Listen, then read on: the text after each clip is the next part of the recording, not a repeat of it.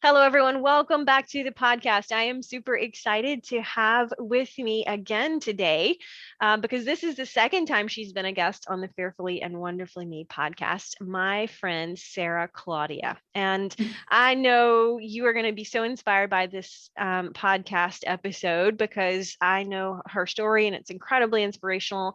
And her story inspires me, but her strength and her resilience. Sara Claudia is an author and a speaker, and I'm super excited to have her back talking about her second book. Sara Claudia, welcome to the podcast. Thank you so much for having me. And I'll take a minute to brag on you too. I mean, you've been the one inspiring me to write and to get out there. So a lot of what I'm going to talk about today is from your encouragement. So I appreciate it. Oh, I'm just honored to have seen what God is doing with your story and how you've been open to that. So, we'll tell the listeners just a little bit about you and as much of your story as you want. I know we're here to talk about your new book, so I want to get to that. But for those who didn't get to maybe hear your when you were on the podcast before, share with us just a little bit. Okay. As Rhea mentioned, I am a writer and a speaker. I'm from the West Georgia area. I'm 27 years old now, but back when I was 20 years old is really when my story begins. And in 2015, I was a junior at Berry College. I just finished up my junior year. I was a nationally ranked equestrian on my college team. I mean, I had all of these plans ahead of me, and suddenly, very unexpectedly, all those plans went dark. Excuse my figurative speech, but a little teaser, I lost my sight very suddenly in May of 2015 after a routine surgery. Lost sight in both my eyes, lost hearing in one ear completely. So I went from being a normal college student 1 minute to being somebody with a disability the next. And to say my world was rocked would be an understatement.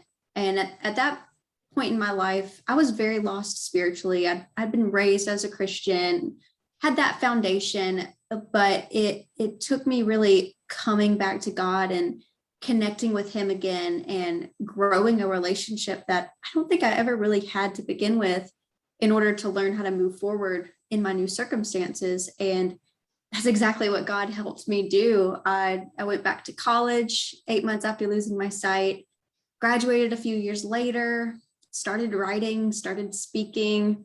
God gave me this amazing ministry and this platform where I can share what he's continually doing in my life.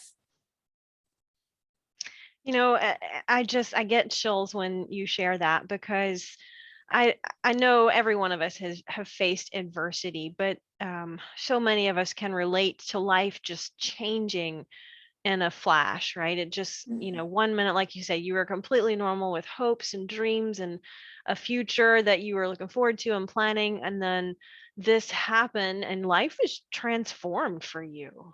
And I know that you're very transparent in sharing that, along with the transformation was learning how to go from independence, and you had been very successful and were going on to be very successful, and suddenly found yourself dependent on other people for things just like going to a restaurant, something we take for granted sometimes. And I love how you have used that to become stronger, right? You've said, you know what, this happens and it influences me, but it's not going to determine me. And that's my favorite thing about you. Oh, well, thank you. I think it reminds me of what you say a lot. We can be bitter about it or we can be better because of it. And I've really learned that lesson firsthand, because it would have been so easy for me to stay bitter. People tell me all the time, you have the perfect excuse to sit and do nothing. But that's a miserable existence. Like, who wants, when you really think about it, you enjoy your lazy Saturdays, you enjoy doing nothing every now and then, but who wants to have to do nothing all the time? That was not me. And I knew that wasn't the life God had for me planned. So yes, it was harder, but I had to learn how to get up and just get going. But you're right, the independence, losing that was definitely one of the hardest parts. Mm. I just, again, I'm inspired by just your growth, and we're so grateful you're sharing that with us. So you recently released your second book, Unseen Steps. Tell us about that, because I had an opportunity to read it, and I know there are going to be people who are going to find so much inspiration from this. I I love this book. I'm so excited to finally get it done. It's something that I've literally been working on for years. As you mentioned, it's my second book. My first book was a devotional that just came out of me journaling during quarantine and really getting into the Bible. But this book is my sight loss journey. It starts just a few weeks before I lost my sight, and it ends with me walking down the aisle at my wedding day. So it's 6.5 years of trials and triumphs, all the little journeys I've had, and really how God has walked me through every single experience and how he's shown up and shown out in so many different ways for me. And it's just amazing. It was so hard to write because there's so much that has happened over the past 6.5 years. And I was overwhelmed by all the things I could have included. And I just wrote and rewrote until I said, I got to be done. So Well, I know, and then you feel like so much of a piece of you goes into when you write a book about your story, and it's very personal. So, I love there are a couple of stories that I really love that stood out to me, and I would love if you would just share the story of when you first met, because you ended the book like you said, walking down the aisle on your wedding day, and that's just such an awesome story of God, in all of that. But I'd love it if you just share that, a little bit about that and when you first met your now husband. yes, I would love to. Dating is something that is so terrifying when you can see, but especially when you can't. It was pretty scary going into it.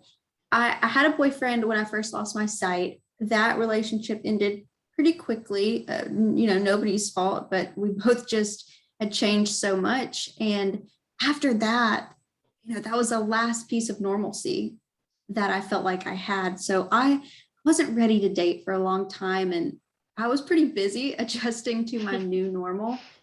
So when I finally started getting ready to date, I prayed about it a lot.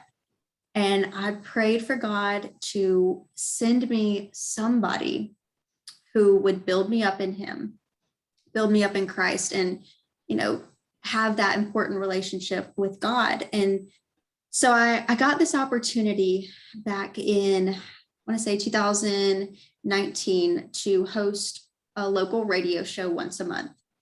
And I'm the type of person, when I get an opportunity that I know is going to be good for me, I say yes, even though I have no idea what I was doing.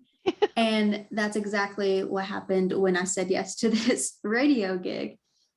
And so I started kind of thinking, okay, who can I ask for help? Who can I ask for advice? And I knew of this local radio star, we'll call him, named Seth Cain. And I had been listening to his show for quite a while because my mom loved it. And he was so funny and just kind of always brightened my mornings. And I was friends with him on Facebook as well. So I thought, I'll reach out to Seth. I'd like to meet him anyway.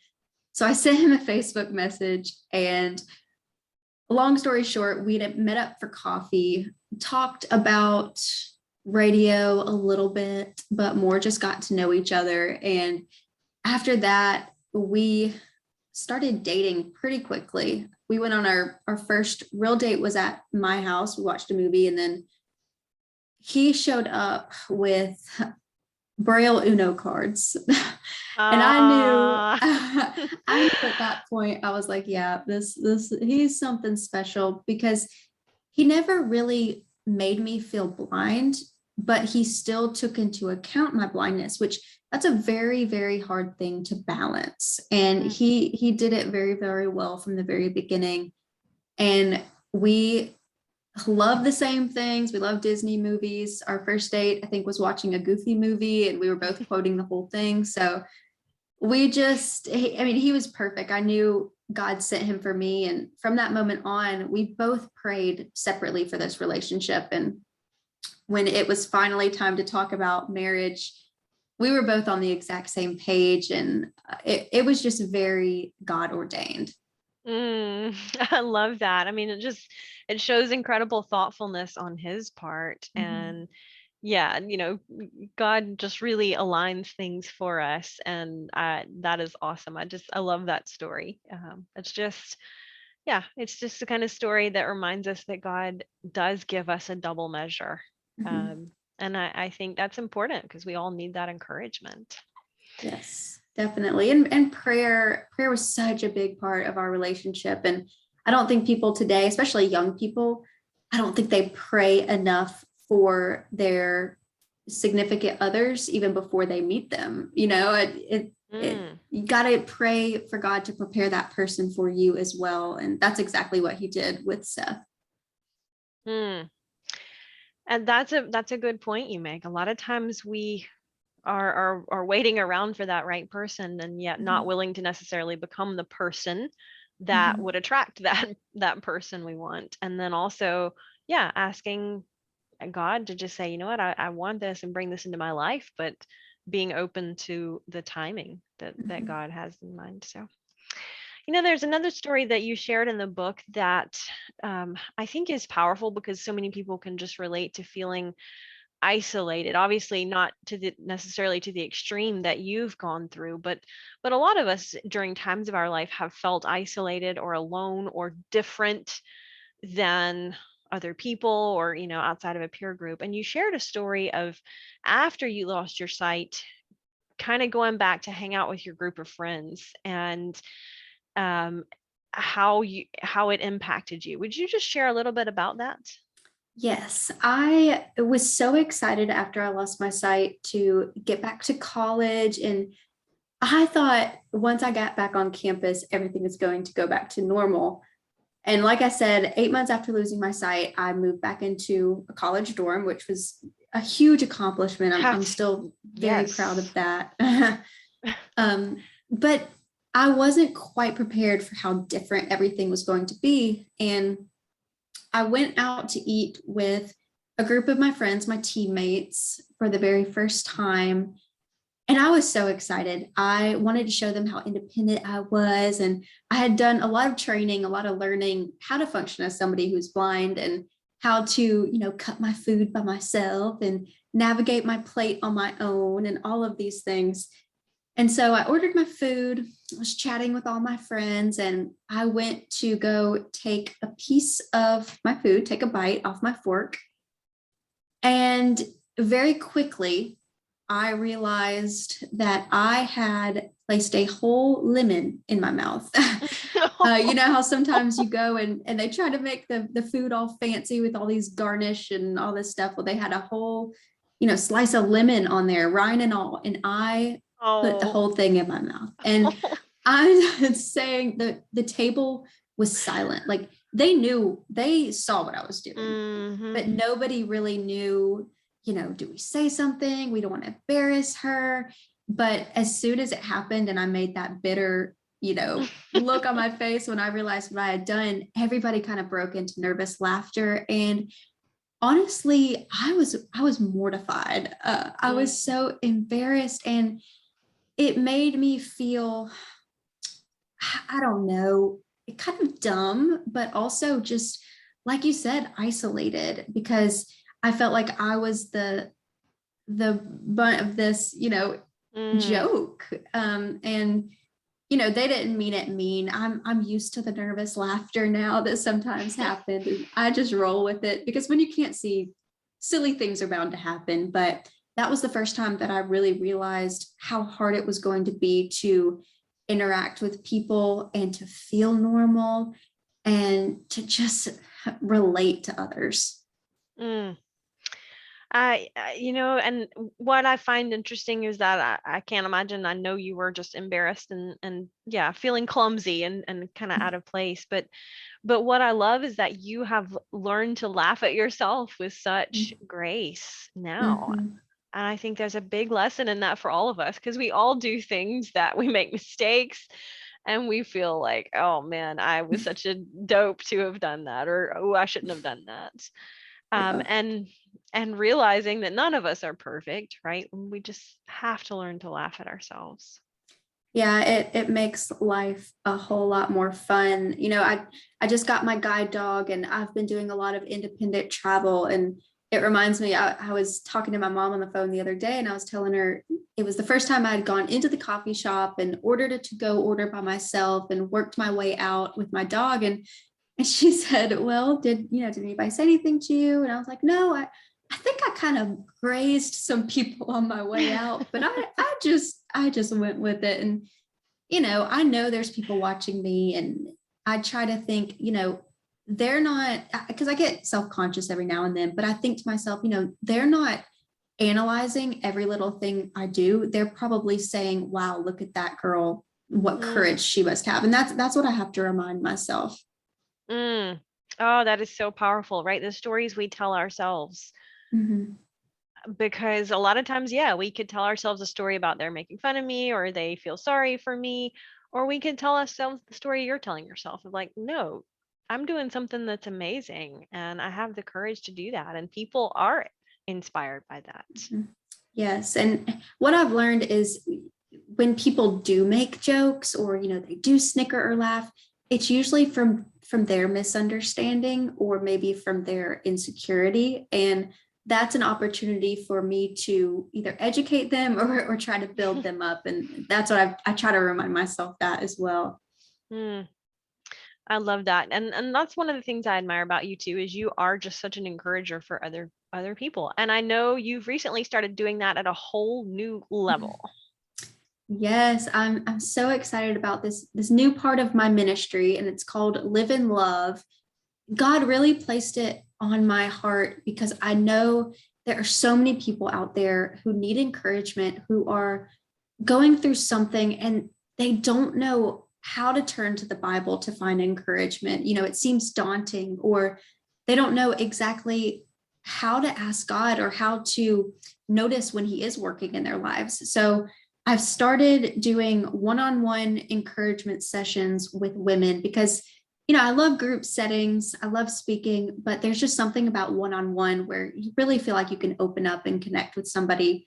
So I'm offering these one-on-one encouragement sessions, either in person or over Zoom or a phone call, and they're free of charge. You don't have to pay anything. All you have to do is contact me. You can email me or go to my website. And I would love, love, love to hear what you're going through and just try to encourage you through it with God's guidance and help, of course.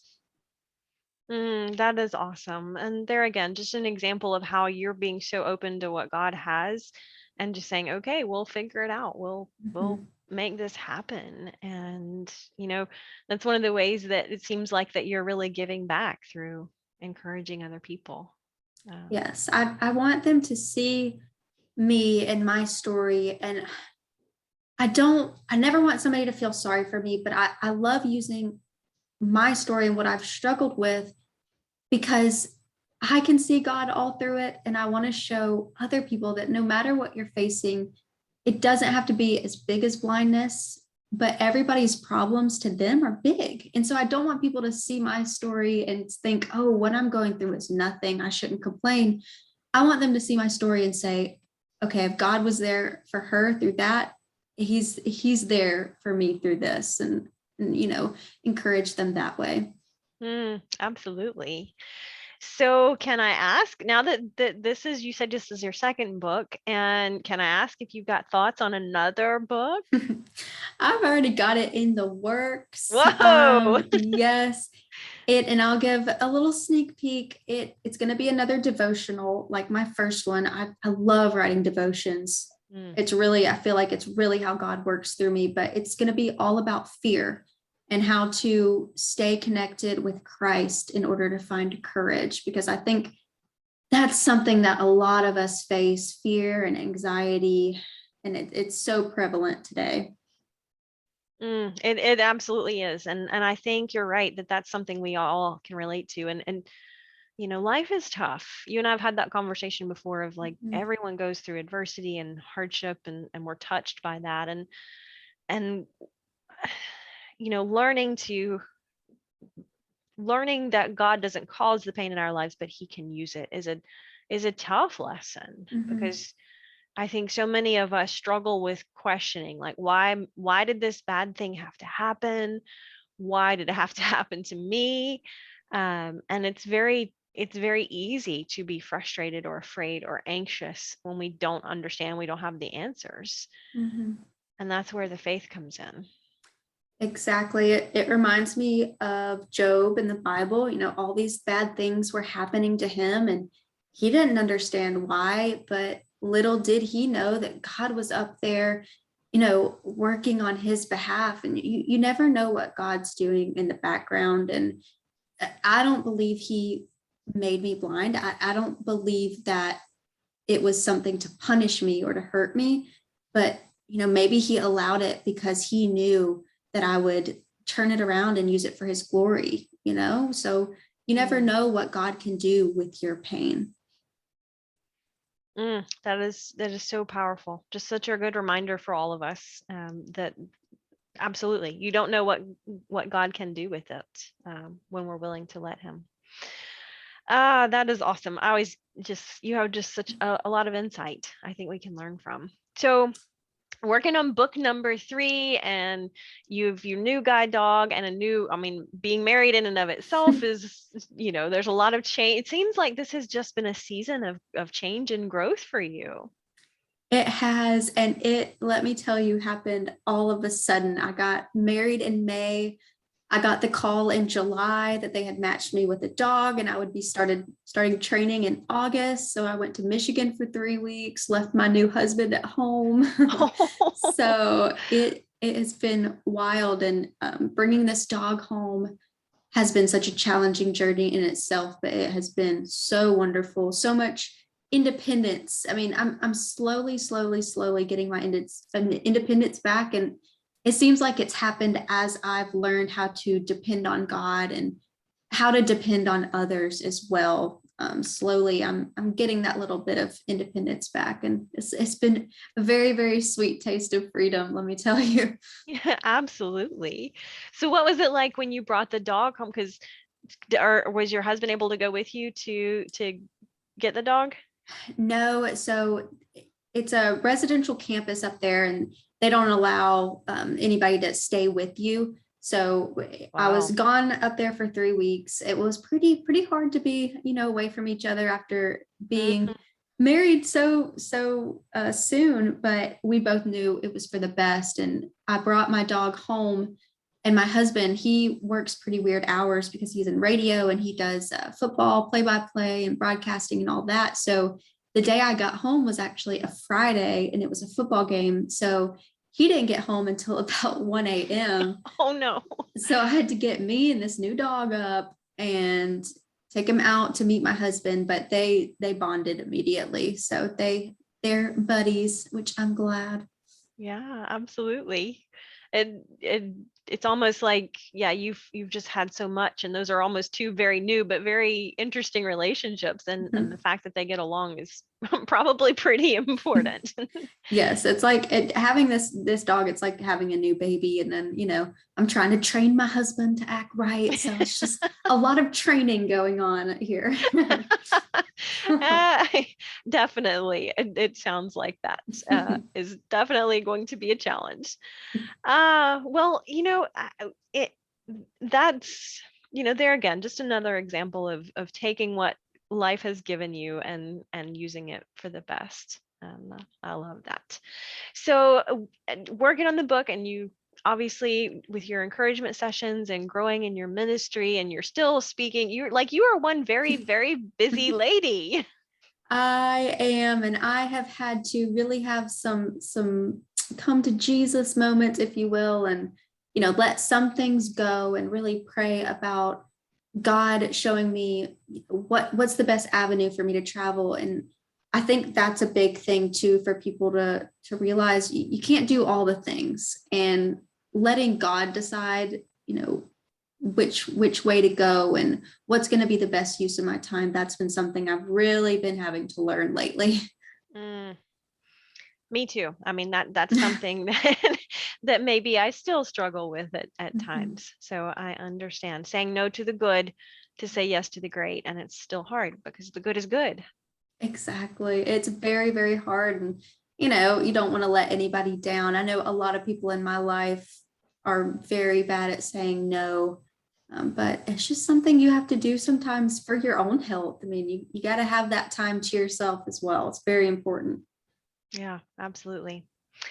Well, Sarah Claudia, I'm just so grateful for you sharing your story and your book and your wisdom and your time with us today on the podcast. Any final thoughts, and also let us know how we can get in touch with you if anyone's interested in reaching out to you for the encouragement sessions or where to get your book. Yes, I will say this. We're approaching Thanksgiving, and it's always good to think about what we're thankful for. I have been most thankful, I think, for God's faithfulness, and that's been something that's ringing true in my life. So I just want everybody out there to know, whatever you're going through, God is faithful. He is going to keep his promises, and he's going to walk you through it. And you don't have to be thankful for the bad times in your life, but you will be able to look back and be thankful that God was right there holding your hand. Mm. And you can find me at Sara Claudia Ministries on Facebook and Instagram. Then my website is saraclaudia.com. You can find all my information about my books there. They're also available on Amazon. And there's also a Live in Love tab on my website. And you can read all about Live in Love, the encouragement sessions, and how to contact me. All that info is there. You can also email me at hellosaraclaudia@gmail.com. And that's Sarah with no H. Always have to put that little reminder in there. Yes, absolutely. Absolutely, just to make sure people can get to you. And I will put the links in the show notes as well so that people can reach out to you. Sarah, thank you. Sarah Claudia, thank you so much for your time today and for sharing with us. I'm just so grateful, as always, inspired by you. Thank you so much for having me. Take care.